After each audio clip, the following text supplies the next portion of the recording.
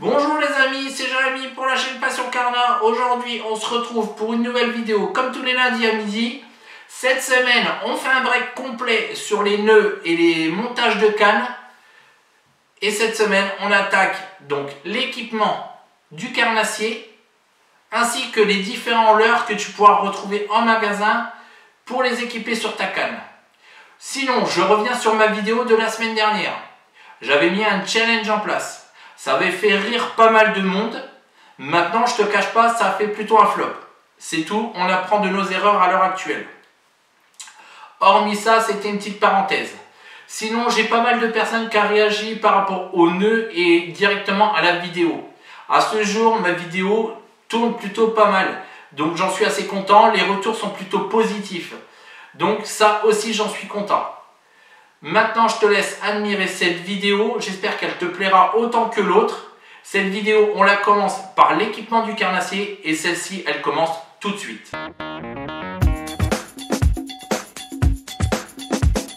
Voilà, on arrive sur cette première partie. Donc, on va parler au niveau de l'équipement du carnassier. Qu'est-ce que c'est l'équipement carnassier? C'est l'équipement que tu devras avoir au moins un minimum. Après, chacun fait comme il veut, je te dirai. Moi, c'est ma façon de faire. Après, si tu en as une d'autre différente, n'hésite pas à le mettre en commentaire. Pour mon cas, j'ai pris un petit sac. Donc, c'est des sacs de trekking que tu as de randonnée. Donc, sur cette pochette, on va commencer. C'est par le début, ce sera déjà bien. Hop! Tu as plusieurs pochettes. Donc là, tu as le repose-gourde. Où c'est que soit tu peux mettre ta gourde forcément, ou moi j'ai mis des équipements. Tu as des petites pochettes d'équipement, pareil, et ainsi de suite. On commence par le premier. Donc, ce que j'ai mis dans la gourde, c'est simple. Hop. Sa façon, je laisse là-dedans pour éviter de se piquer. Tu as la pince, la grande pince. Alors, chacun fait comme il veut, je le répète bien. Hein. Tu as la grande pince pour aller chercher l'hameçon dans des gros brochets. Celle-ci, ça va te servir pas mal. Ensuite, tu as l'écarteur de bouche, qui d'ailleurs je ne me suis pas encore servi. Je l'espère pour cette saison. Tout dépend du confinement, on le verra bien. Pour l'instant, on aide les soignants. Le ciseau qui coupe, c'est bien aussi, mais il pince. Celui-ci est différent des ciseaux que tu pourras avoir dans les fils de pêche pour faire tes petits montages. Ça c'est le petit dégorgeoir qui viendra te chercher ton hameçon au fond de la bouche. Donc tout ça c'est pour la première partie. Moi j'ai quand même mis un petit ciseau malgré tout au cas où. Donc ça te fait un beau paquet, mais à côté ça te servira au bord de l'eau. Dans la deuxième partie, j'ai mis la petite pince. Parce que malgré tout, c'est tout bête, mais bon, il va te la falloir. Tu prends une petite pince, ça c'est trouvable dans les Stockomanie, les choses comme ça. Tu peux trouver, après, t'es pas obligé de mettre très cher. C'est juste de façon qu'au cas où si tu as besoin, et puis en même temps, tu as le petit décapsuleur, donc ça peut être cool. Hop. Donc ça, la pince, on va pas éterniser là-dessus. Je pense qu'une pince, tu sais ce que c'est. Sur la troisième, celle qui est devant. Donc, on commence à entrer dans le bien là. J'ai des gants. Alors, pareil, chacun fait comme il veut. C'est vrai que pour l'instant, ceux-là, je ne les ai pas utilisés. Tu as différents gants, tu as avec les petits points dessus qui fait l'espèce de raccro pour éviter que ça glisse. Ou tu as cette parcelle-là que j'ai commandée sur internet. Ce sont des Abu Garcia ambassadeurs. Après, c'est plus lisse. Donc, c'est vrai que tu peux faire attention. Je ne les ai pas encore essayés, je ne peux pas te dire exactement ce que j'en pense. Mais je l'espère te le faire dans l'année en tout cas si ça vient qu'arrive. Donc tu as ces gants là ou les petits que tu peux trouver sur certains sites chinois qui sont pas mal aussi. Après tu as 3 doigts d'ouvert là sur celui-ci. Hop, je vais te montrer plutôt sur l'autre. Voilà, tu as les 3 derniers doigts d'ouvert. Non, oui, les 2 derniers doigts d'ouvert et le restant après tu pourras t'en servir au cas où. Ensuite tu as la petite caisse, alors ça le petit fly directement, la petite boîte avec tes différents leurres, de ce que tu veux aller pêcher, ça on en reparle juste après dans l'autre partie. sur les petites boîtes là sur le côté. Alors la première, tu as le mètre, au cas où. Alors pour l'instant, j'ai pas le fameux papier roulant directement qui pourrait te servir au métrer en bord de l'eau, mais je prévois de le prendre cette année. Et dans la petite dernière, tu as la petite bobine de fluorocarbone au cas où si tu viens casser, malgré tout, ben, il t'en faut une. Là, c'est en grosse, mais tu as des petites bobines qui sont pas mal à prendre, que d'ailleurs j'attends pour ça pour en reprendre une aussi. Mais il va te falloir des rollings. Donc moi je les ai sous différentes formes. Les rollings, qu'est-ce que c'est? C'est les petits embouts que tu mets au bout de ta canne pour accrocher le leurre. Chacun fait comme il veut. Il y a plusieurs nœuds différents. Tu n'es pas obligé d'utiliser un rolling. Tu peux aller directement faire un petit nœud au bout de façon que tu puisses enlever ton leurre directement. C'est ce que je t'avais déjà expliqué dans une vidéo. Moi j'utilise des rollings. Pourquoi? Parce que c'est plus simple quand tu es au bord de l'eau. Moi qui a des gros doigts, je te l'ai assez rappelé. Je préfère prendre ça. Tu accroches ton leurre, tu redétaches, tu raccroches, tu redétaches. Et c'est pas pour ça que j'ai moins de touches. Donc là c'est des rolling black. Pourquoi black? Parce que ils sont beaucoup plus résistants. C'est du numéro 2 et c'est du 12 kg. Contrairement à l'autre, là j'ai du numéro 2, c'est du rolling snap, donc, et c'est de l'inox. Et en inox, tu vois que le poids est différent, c'est du numéro 2 aussi, mais il y en a un c'est 12 kg et l'autre c'est 8 kg. Donc je te dirais après qu'est-ce qui change? Pas grand chose, juste la tâche de poids. S'il y en a qui se sentent à me répondre par rapport à ça, qui voient autre chose, qui n'hésitent pas à répondre aussi. Tu as donc des rollings en comme ça, donc d'un côté avec deux petits ronds, qui permet que ça évite que ton petit fil entre la tresse et le fluorocarbone, le fameux nœud que tu vas faire, tu peux le mettre et ça évitera que ton fluoro il tourne sur lui-même et qui s'encrasse dans ta bobine. Et là, si ton poisson s'éclate à faire ça, tu peux avoir vite des parachutes ou même le poisson peut se faire mal grâce à ça. Et ça, tu as celui-là, donc le double snap, ça c'est encore différent, ça te fait un espèce de petit trombone. Un petit trombone qui va te servir aussi d'attache. C'est différent, je l'utilise beaucoup moins. Maintenant, si tu as besoin, de toute façon, je ferai une petite photo à la fin que je glisserai à la fin de cette partie-là pour te l'expliquer. Sinon, tu l'as. Donc là, je t'en ai montré une, c'est une petite pochette donc, de camping où tu peux aller faire des randonnées. Une petite pochette comme ça, c'est de la marque Trectonia. Je l'avais payé dans moins de 10 € parce que c'était un magasin qui était fait pour ça et puis c'était pas très cher. Sinon, tu en as une que tu peux retrouver directement sur internet. Donc pareil sur les sites chinois. Je sais pas ce qu'elle vaut, je ne l'ai pas encore utilisée. C'est Abu Garcia. Et donc tu retrouves la même pochette à l'avant, pareil, une plus grande à l'arrière. La seule différence c'est qu'elle passe par-dessus, contrairement à celle-là que tu vas l'avoir autour de la taille toute ta journée ou moins pendant les heures que tu as besoin d'aller à la pêche. Alors que celle-là, elle passe par le dessus et autour, ce qui fait que moins ça te paraît moins lourd sur le corps. Mais par contre, la différence c'est que là tu l'as en direct, là tu as des petites poches sur le côté qui revient la même chose qu'avec la petite poche du fluoro et des rollings. Voilà, ça c'était pour la première partie. Si tu as des questions, n'hésite pas à me les poser.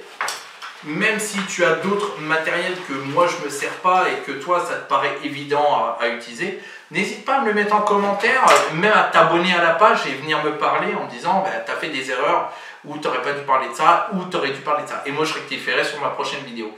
N'hésite pas à venir, n'aie pas peur, de toute façon je ne mange personne, donc n'hésite pas à venir me parler aussi en commentaire. Maintenant je passe à la deuxième vidéo. Tout de suite tu vas retrouver la photo avec les rollings. Voilà, ne quitte pas.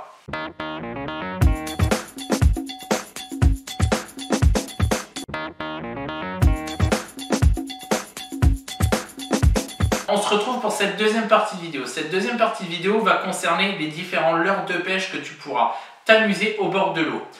Tu auras deux modèles, le leurre souple et le leurre dur. Ensuite, ce qu'il faut retenir, c'est que tu as une plage qui est sur ta canne qu'on a vu ensemble quand on a regardé les cannes casting et spinning. Sur une canne, tu as une plage. Pour moi, admettons, tu peux avoir entre 10 et 30 grammes. C'est simple. ton leurre de pêche va devoir être entre 10 et 30 grammes. Pourquoi pas moins et plus? Parce que si tu as, admettons, un leurre de 8 grammes, toi, ça ne va pas te déranger. Mais par contre, sur ta canne, quand tu vas le lancer, tu auras un mauvais lancer. Tu vas peut-être foutre en l'air ton fil. Ou si tu as un leurre de 45 grammes, admettons, sur une canne de 30 grammes, ta canne aura moins de résistance. Ça veut dire que si tu as une touche, il ne faudra pas t'étonner de casser. C'est pas parce que ton fil est assez fort pour le leurre, mais il faut penser que tes œillets de ta canne et ta canne en elle-même, quand elle va se courber, tu peux casser aussi. Donc c'est pas par hasard. Voilà, ça c'était pour cette partie-là. Maintenant on attaque les caisses. Donc la caisse, tu peux la retrouver comme celle-ci. Celle-ci, tu as une petite pochette. Donc je vais te présenter donc la marque. La marque c'est Caperlan. Voilà. Caperlan, donc Decathlon. Tu as plusieurs modèles. Moi, j'ai la médium ou la version L, je crois, la grande. Voilà. Ensuite, sur le côté, tu as une petite pochette. Moi, dans cette petite pochette-là, j'ai mis mes tresses. Pourquoi? Hop, et ben parce que forcément, à la pêche, tu ne les changeras pas parce que c'est hyper long. Tu vas plutôt changer ton fluoro, ton baling si tu as cassé. Mais la tresse, je la prends juste au cas où. Si des fois tu fais du posé en même temps toute une journée, tu peux essayer de te débrouiller dans la journée à faire ton montage. Bon, c'est pas conseillé parce qu'il faut que ça soit clean quand même quand tu lances. Au moins que ta monture soit nickel, au moins tu t'es tranquille parce que je te dirais, si tu l'as fait mal ou tu veux faire vite parce que tu veux retourner à la pêche, tu casses, tu fais un nœud mal fait, machin, prends ton temps, je te dis. Ensuite, devant, tu as une petite pochette. Moi, la pochette de devant, je mets ma petite boîte. La petite boîte, c'est la boîte que tu retrouves sur ce que tu as autour de ta hanche. Forcément, que tu pars à la pêche avec. Donc, tu mets vraiment le strict nécessaire dedans. On va regarder ça. Ensuite, à l'intérieur, eh ben, j'avais ces trois boîtes-là.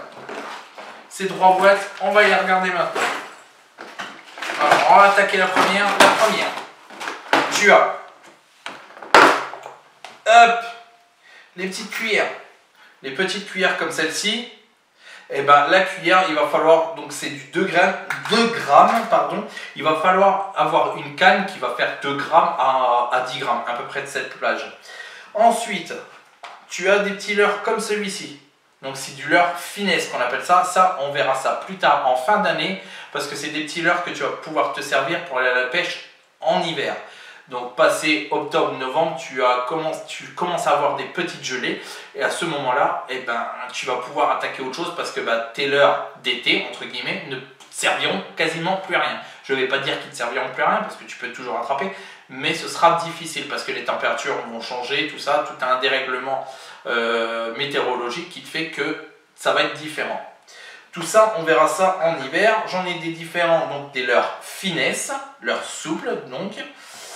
Et voilà, ça c'était pour le montage hivernal, sinon je t'ai montré les petites cuillères. Pour le deuxième, on passe à la deuxième boîte. La deuxième boîte, tu vas avoir des spinner bait. Alors, spinner bait, tout simplement, pourquoi? Parce que ça te fait un petit triangle en ferraille avec un crochet en haut. C'est pour ça que moi j'utilise beaucoup le spinner, parce que de l'autre côté, quand tu as des rollings, le rolling, eh ben, le montage rapide là-dessus c'est top. Après chacun fait comme il veut. Tu peux faire des montages rapides en fil monofil directement. Mais moi je préfère le rolling. Voilà, ça c'était un petit aparté.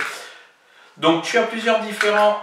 Au niveau des spinnerbait, tu vas avoir celui qui va être jaune et bleu, admettons, donc avec une petite tête. Pour le poids de celui-ci, attention, ils sont tous différents. Regarde bien sur ta boîte que tu vas avoir. Ceux-là font 14 grammes. Donc, en dessous, ce qui est caché, un petit hameçon. Cet hameçon-là, c'est du 4. Et à côté, tu as des palettes. Des palettes, donc ce qui va te servir, c'est que quand tu vas lancer ta canne, ça va remonter. Et ça va tourner, ça va te faire des effets dans l'eau qui te fera des effets avec le soleil qui va s'éclairer. Attention, ce qu'il y a à savoir, c'est que quand tu vas pêcher de jour, ce qui est primordial, c'est la couleur sombre la journée et la couleur claire fluo la nuit. Pourquoi? Parce que quand tu vas dans l'eau et que c'est super clair, si tu mets quelque chose de clair, toi dans ta tête tu vas dire, putain ça peut que marcher, et non, parce que le leurre va passer complètement au travers. Maintenant, tu peux l'utiliser, mais ce sera différent. La nuit, quand tu mettras quelque chose de fluo ou de clair, le poisson, on le repérera d'avance. Ça fait que de l'autre côté, quand tu auras une touche, eh ben, ton poisson, il observe, il attaque. Il n'attaque pas tout de suite. Un brochet, c'est méfiant. Le poisson, il va regarder, il va regarder une deuxième fois, il va regarder une troisième fois, il va chasser. Ça, pour les connaisseurs de brochets, ils me diront que j'avais raison. Ensuite, donc, pour le spinner, tu as plusieurs couleurs. Tu as ça, tu as la couleur tigrée. Et voilà, ça c'était pour le spinnerbait. On va passer à la petite troisième boîte qui va être un peu plus compliquée et un peu plus complète. Je vais ouvrir la petite aussi pour te montrer différemment. On va commencer par le leurre souple. Donc si tu veux, tu auras déjà des petits leurres comme ça. Alors, tu as certaines boîtes, ça s'appelle des box. Alors, en ce moment sur internet, si tu vas voir Fisher Box, tu peux avoir des petites boîtes tous les mois. Tu sais que tu peux payer, ça doit être 20 ou 30 euros. On me rectifiera si je me trompe. Sinon, à Decathlon, des choses comme ça, quand ça va rouvrir, tu as des boîtes, c'est entre 10 et 20 euros. Tu as la marque De La Lande aussi qui le fait. Et ces boîtes-là, donc tu auras des petits leurres comme ça. Là, c'est du shad. Alors, pourquoi du shad? Parce que tu as la petite queue qui va vers le bas et ça te fait un petit rond. Alors, ceux-là, c'est différent. Tu as une petite queue qui fait un rond. Et ce rond, on appellera ça un curly. Voilà, ça, c'est les deux modèles curly shad. Donc, tu as plusieurs modèles. Ensuite, ce qu'il va te falloir, c'est des têtes plombées qui vont aller sur ton poisson, sur ton leurre. Ensuite, pour le montage, je t'expliquerai ça. Sinon, il faut que ton hameçon soit pas trop grand, pas trop petit. Qu'il arrive, quand tu vas le mettre, si je te montre sur celui-là, l'hameçon, il arrive quasiment à la fin du poisson. Donc là, il sera beaucoup trop grand. Il faut que l'hameçon, il arrive à la moitié maximum du poisson.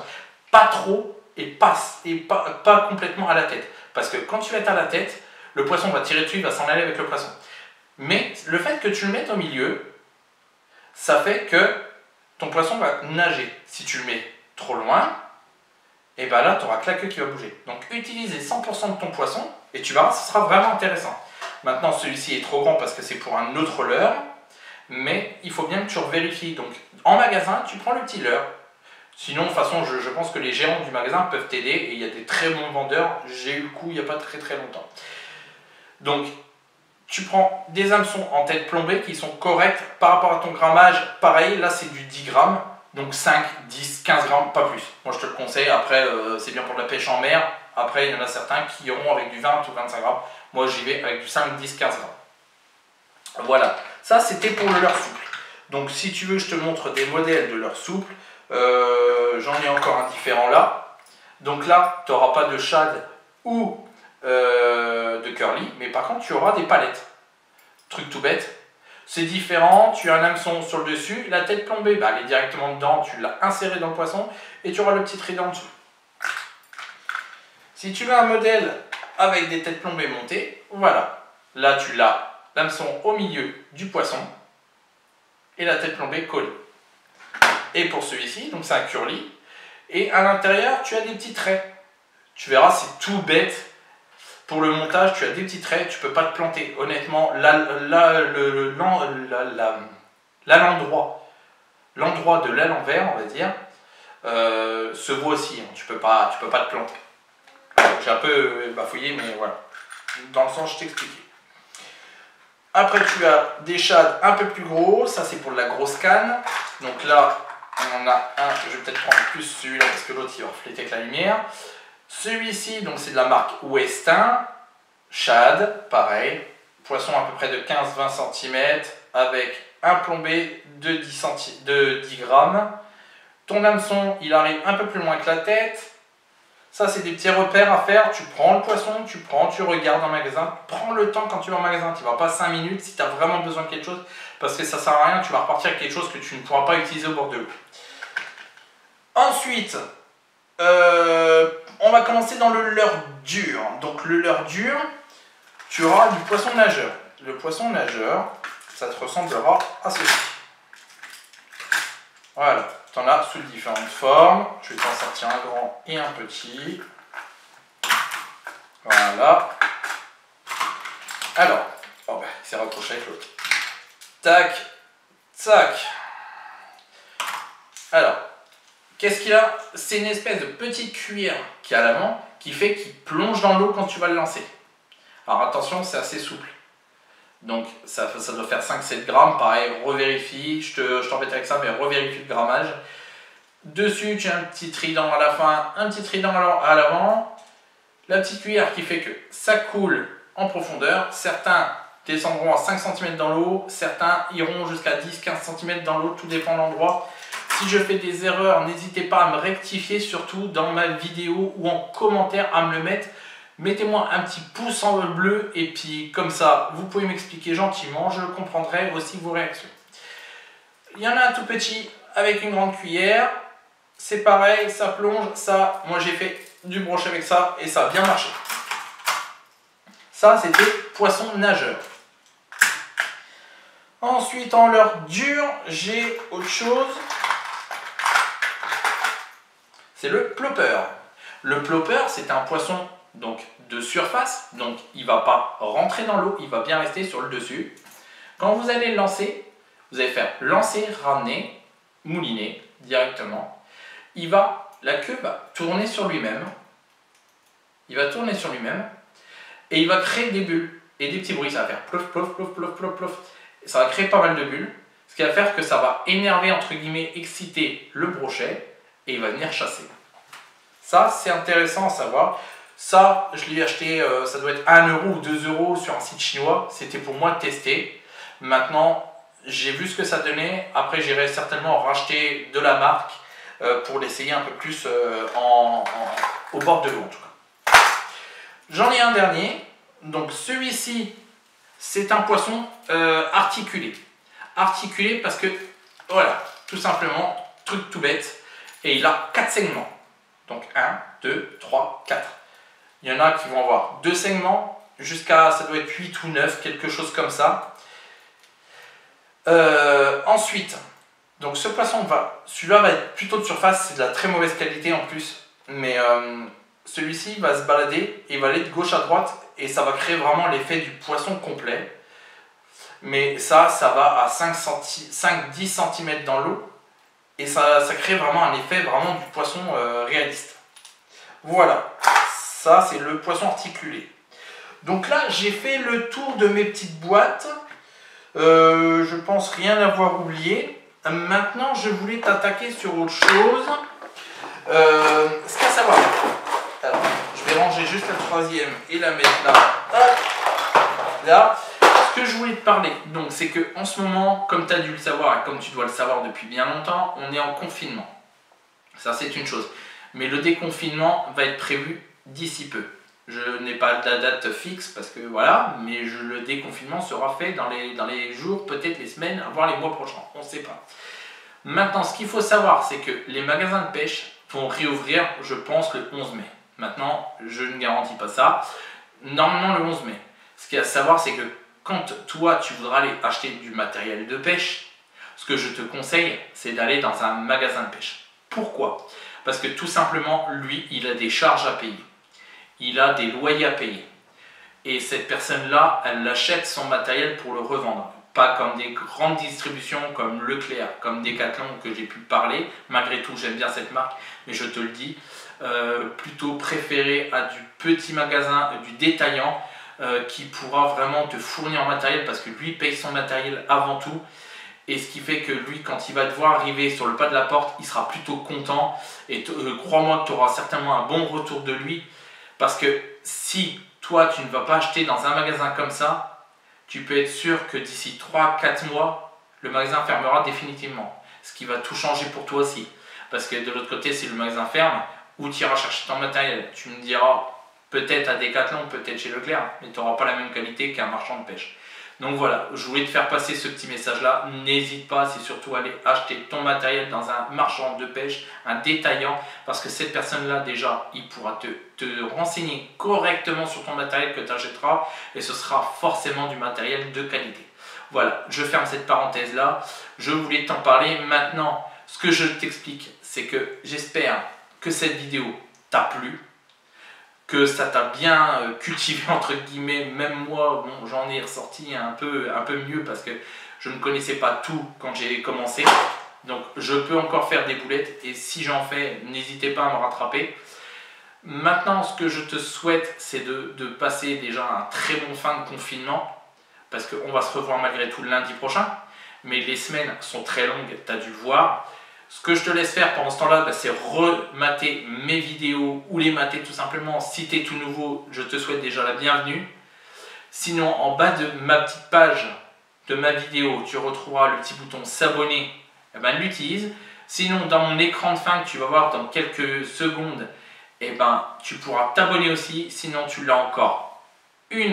Un bouton en haut directement pour t'abonner et la petite cloche en même temps pour recevoir mes notifications tous les lundis à midi. Moi, qu'est-ce qu'il me reste à faire? Eh ben, à te souhaiter une très bonne semaine et on se dit à lundi prochain. C'était Jérémy avec la chaîne Passion Carnat et on ne s'oublie pas, on se revoit lundi prochain. Salut les amis!